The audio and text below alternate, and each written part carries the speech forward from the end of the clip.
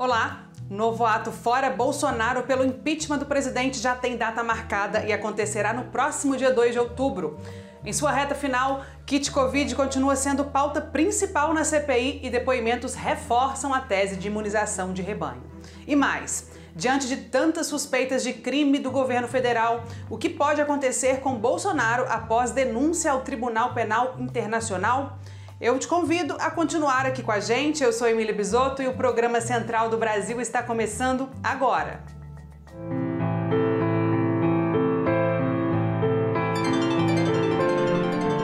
Central do Brasil.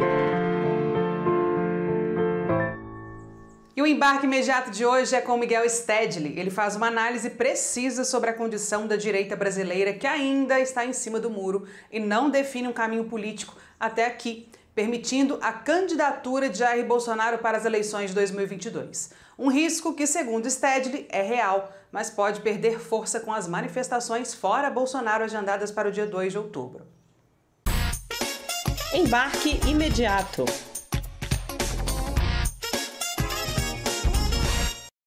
Até agora, a direita não conseguiu construir sua terceira via. Além de não ter candidato e não ter nenhuma adesão popular, a direita não conseguiu apresentar um programa econômico diferente do programa de Paulo Guedes e Bolsonaro.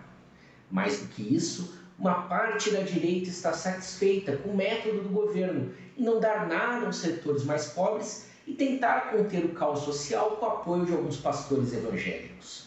Com isso, já alguns setores do mercado financeiro e políticos, liderados por Michel Temer e Eduardo Cunha, que defendem que a direita retome a sua primeira via, como fez em 2018, ou seja, tolere uma nova candidatura de Jair Bolsonaro.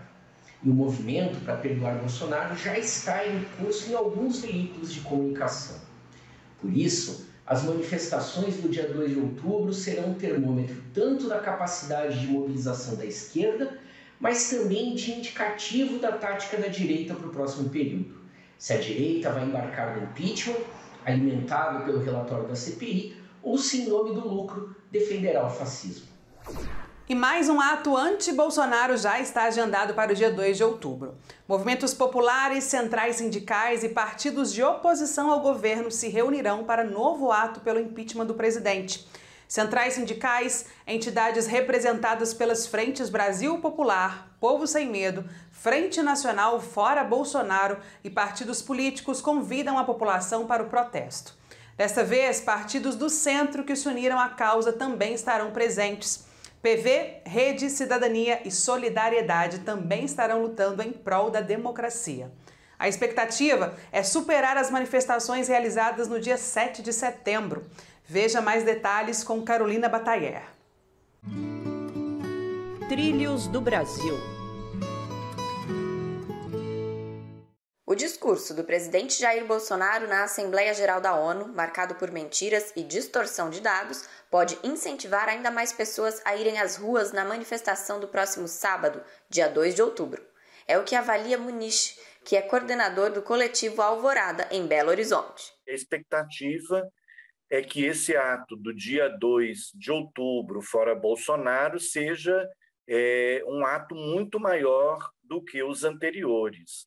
Eu acredito que essa ida do Bolsonaro à ONU traz ainda um elemento novo para a população que já vinha com muita indignação com tudo que está acontecendo no nosso Brasil, traz ainda mais, vamos dizer assim, ponto na agulha para que as pessoas vão para a rua. A pauta central é o pedido de impeachment do presidente Jair Bolsonaro. A esse tema se unem outras reivindicações, como explica o presidente da CUT São Paulo, Douglas Izzo. Nós não aguentamos mais a fome, o desemprego, o arroxo salarial, os ataques do governo aos direitos mais essenciais dos trabalhadores.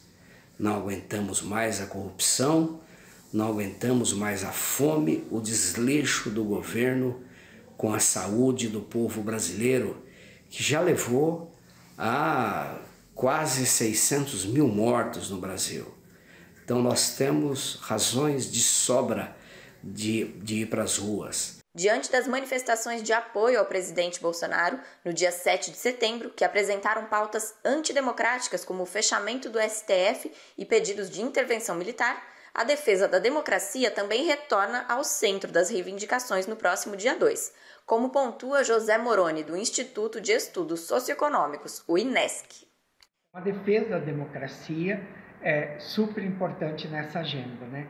Lógico que não é essa democracia que a gente conseguiu construir, mas uma democracia radical que seja realmente para todos e para todas. Para mais informações sobre os atos do próximo dia 2, acesse o site da campanha no endereço www.campanhaforabolsonaro.com.br.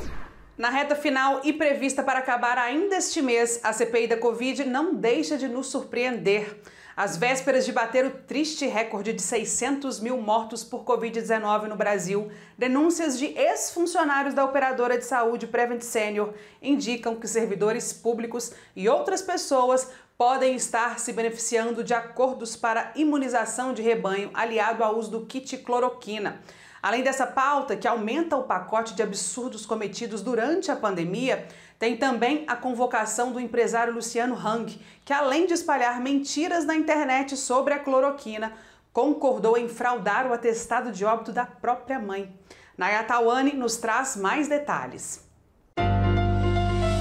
Nacional.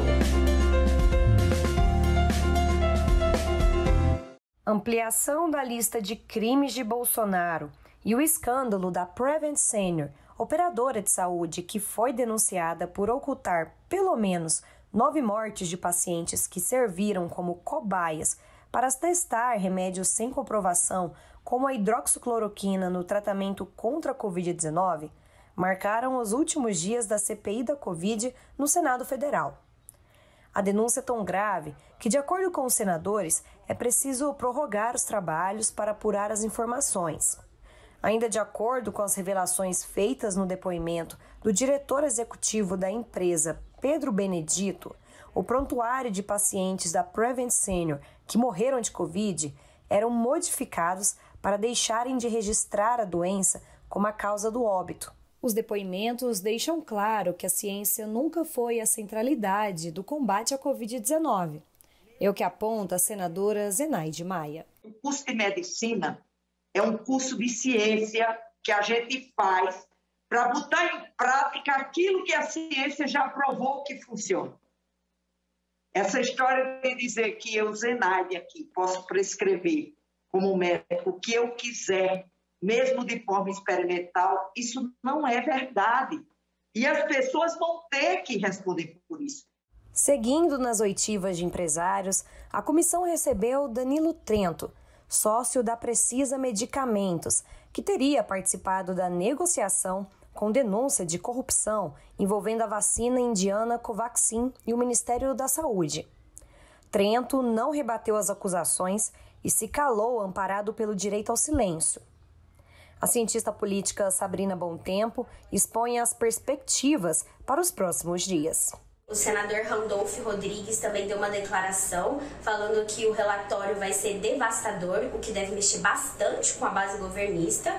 Lembrando que o relatório ele é encaminhado para o Ministério Público e cabe a ele criminalizar aí os responsáveis e com certeza vai estar aparecendo o nome de Jair Bolsonaro dentre eles. Para as próximas semanas, a CPI convocou o empresário bolsonarista Luciano Hang, o dono da Havan, que foi denunciado por disseminar fake news e também que teria concordado em fraudar o atestado de óbito da própria mãe para ocultar a ineficácia do kit Covid.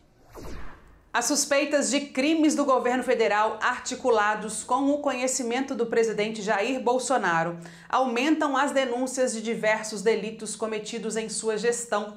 A falta de comprometimento durante a pandemia, o negacionismo diante de evidências científicas, o desincentivo à vacinação, o incentivo ao uso de medicamentos ineficazes. Esses são apenas alguns dos crimes que sustentam uma possível condenação. A advogada e integrante da Associação Brasileira de Juristas pela Democracia, Tânia Oliveira, nos conta mais sobre as denúncias feitas no Tribunal Internacional de Haia e o que pode acontecer caso avancem. Afonso Bezerra é quem conduz essa conversa. Vamos conferir. Entrevista Central. Olá, a entrevista central de hoje recebe Tânia Oliveira, advogada e integrante da Associação Brasileira de Juristas pela Democracia. O nosso assunto é a denúncia apresentada pelo grupo contra o presidente Jair Bolsonaro ao Tribunal Penal Internacional. Bem-vinda, Tânia. Olá, Afonso. Muito obrigada pelo convite. É um prazer estar aqui no Programa Central do Brasil. Tânia, os juristas da ABJD entregaram ao relator da CPI da Covid, a pedido da própria comissão, um documento que indica os crimes cometidos pelo presidente Jair Bolsonaro na crise da Covid-19. Quais são esses crimes listados no documento? No que estamos contribuindo efetivamente com a Comissão Parlamentar de Inquérito da pandemia ou da Covid, como é mais conhecida, é a respeito da representação ao Tribunal Penal Internacional de crimes contra a humanidade. Então, a contribuição mais efetiva da ABJD ao relatório da CPI, a pedido da própria CPI, na reunião que tivemos com o relator, senador Renan Calheiros, na última sexta-feira, é a respeito dos crimes contra a humanidade, em adendo que a BJD já fez uma representação desde abril do ano passado, né, com base no Estatuto de Roma, que rege o Tribunal Penal Internacional, denunciando Jair Bolsonaro de crimes contra a humanidade. Com o desenvolvimento e desenrolar da Comissão Parlamentar de Inquérito e novos fatos que vieram à tona, estamos, então, fundamentando a peça agora, fundamentando especificamente sobre o crime de extermínio cometido por Jair Bolsonaro, a partir da conclusão que já foi evidenciada no âmbito da própria CPI, que ele provocou a contaminação da sociedade brasileira de forma propositada. Qual o peso jurídico desta denúncia ao Tribunal Penal Internacional e como ela pode afetar o presidente? As cortes internacionais, de forma geral, elas só agem na ausência de um julgamento ou após o esgotamento de julgamentos internos, né, aos países, aos chamados Estados-parte. Então, por exemplo, o Brasil, ele é Estado-parte porque ele assinou um decreto e assumiu o Estatuto de Roma, que rege o Tribunal Penal Internacional. Portanto, ele está sob jurisdição do Tribunal Penal Internacional. Mas a gente só pode provocar o Tribunal Penal Internacional na compreensão de que isso não está sendo discutido e levado à efetividade no âmbito interno, aqui dentro do Brasil. E nós chegamos a essa conclusão porque todas as representações que foram encaminhadas a Augusto Aras, Procurador-Geral da República, a única autoridade que pode fazer efetivamente andar inquéritos e depois ações contra o presidente da República, foram sucessivamente arquivadas e não encaminhadas. O impacto que pode ter uma decisão de um Tribunal Penal Internacional é enorme. Primeiro, porque o Brasil é obrigado, sendo Estado-parte, a cumprir a decisão do TPI. É obrigado. Segundo, que a pressão internacional da visão do país de fora para dentro, quer dizer, a visão do mundo a respeito do que está acontecendo aqui no Brasil, com os sucessivos crimes cometidos por Jair Bolsonaro, tem um impacto jurídico, político e simbólico muito grande. De que forma as informações presentes nesta denúncia ao Tribunal Penal Internacional podem colaborar com a redação final do relatório da comissão? Tentamos colaborar exatamente na definição específica do tipo penal, né? A questão mais jurídica, por assim dizer, porque, ao contrário, foi exatamente a CPI que contribui com as entidades do mundo jurídico, assim como com a sociedade em geral, para o esclarecimento das condutas de Jair Bolsonaro. Foi por meio da CPI, da pandemia, que se revelou, e aí, claro, obviamente, com os diversos estudos produzidos aí dentro das universidades e por vários institutos de pesquisa, que houve a revelação de que, para além da incompetência, para além da negligência, houve ali uma intencionalidade na contaminação da população brasileira pelo vírus da Covid-19, tentando produzir aí uma chamada imunidade. Bom, o Programa Central do Brasil desta segunda-feira fica por aqui. Eu agradeço a sua companhia e te espero aqui amanhã. Até lá, tchau!